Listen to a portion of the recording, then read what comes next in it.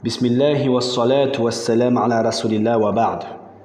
On continue l'explication, Inch'Allah, du poème Al-Bayquniyyah dans la terminologie du hadith. On avait vu le hadith la fois passée, Ali wa Nazil.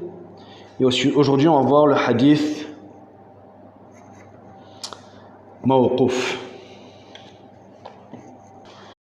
Donc l'auteur ici nous dit وَمَا أَضَفْتَهُ إِلَى أَصْحَابِ مِنْ قَوْلٍ وَفِعْلٍ فَهُوَ مَوْقُوفٌ زُكٍ.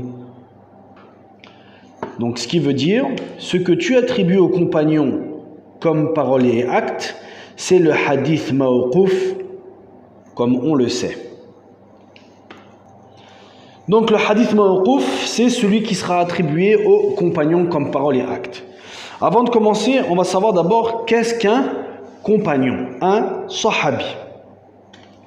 Un sahabi, c'est celui qui a rencontré le prophète Mohammed sallallahu alayhi wa sallam, a cru en lui et est mort sur l'islam. Donc est mort en continuant à croire au prophète Mohammed sallam et bien sûr en Allah azza wa jalla. Et le terme ici rencontré, donc on a dit celui qui rencontre le prophète sallam, est plus adapté que de dire qui a vu le prophète sallam. Certains ont dit qui ont vu le prophète sallam, car le fait de voir est plus restreint, alors qu'il y a certains compagnons qui étaient aveugles, donc qui n'ont pas vu mais qui ont rencontré.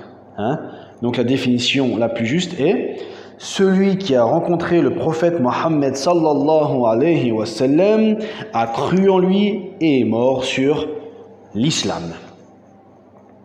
Et comme le rapporte l'imam Ibn Salih, il y a ijma', donc il y a consensus sur le fait que tous les sahaba étaient dignes de droiture. Donc ce ijma'-là, qu'est-ce qu'il nous apprend? Il nous apprend que s'il y a un hadith avec un inconnu des sahaba, par exemple dans un hadith on dit « et un compagnon du prophète m'a dit », donc on ne sait pas de quel compagnon on parle, alors ce hadith-là sera accepté, bien sûr, selon les autres conditions.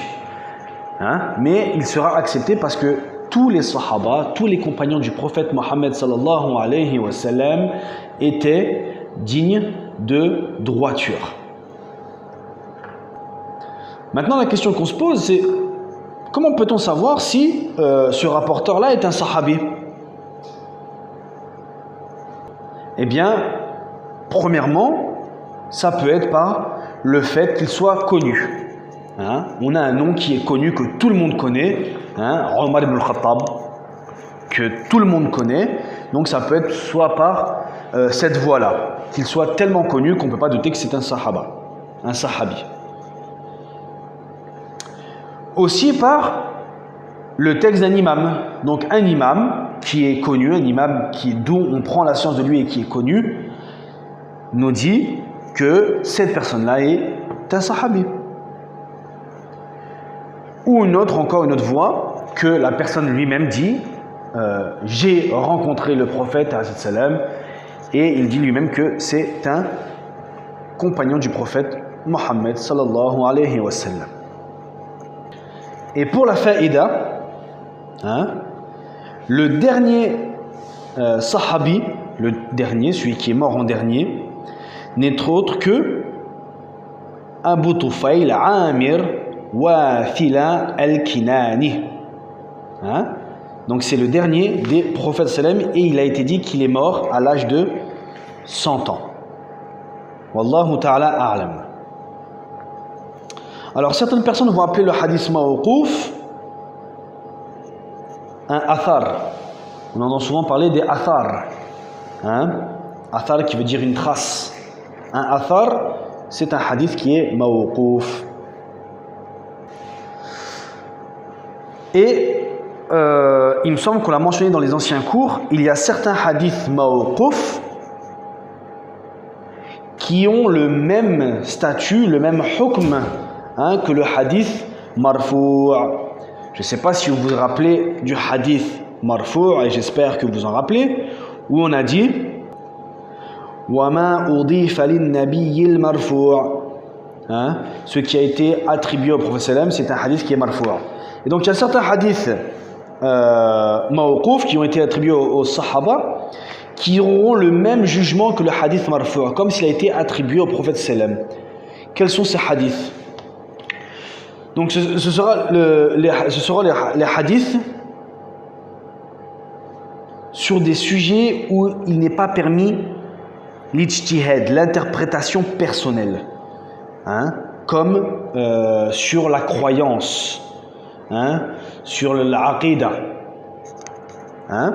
Le sahabi, il ne peut pas sortir de sa tête lui-même et faire une interprétation soi-même.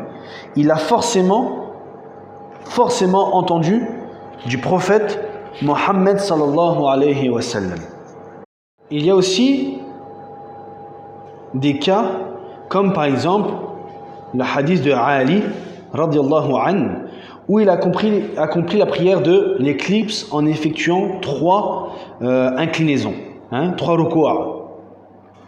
Alors que la sunna nous enseigne deux inclinaisons par unité. Hein. Et le nombre d'unités ou d'inclinaisons est défini par les textes du Coran et la sunna. Et là, l'effort de déduction, l'effort d'interprétation ne peut pas être possible. Donc si Ali radiallahu anhu l'a fait, c'est que forcément il devait posséder une science, hein, venant directement du prophète sallam.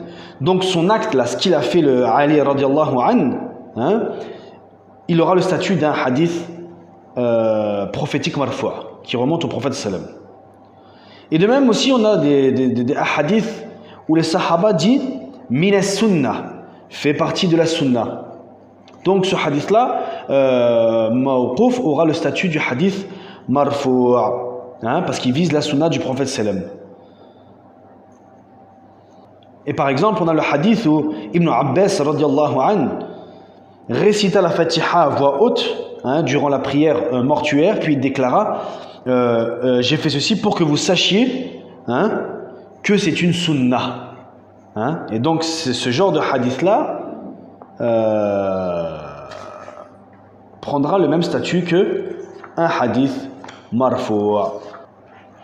Donc on répète, le hadith mawqouf, ça sera ce qui est attribué au prophète, au sahabi, hein, au sahaba radiyallahu anhum, comme parole ou acte, hein, et qui n'est pas attribué au prophète sallam.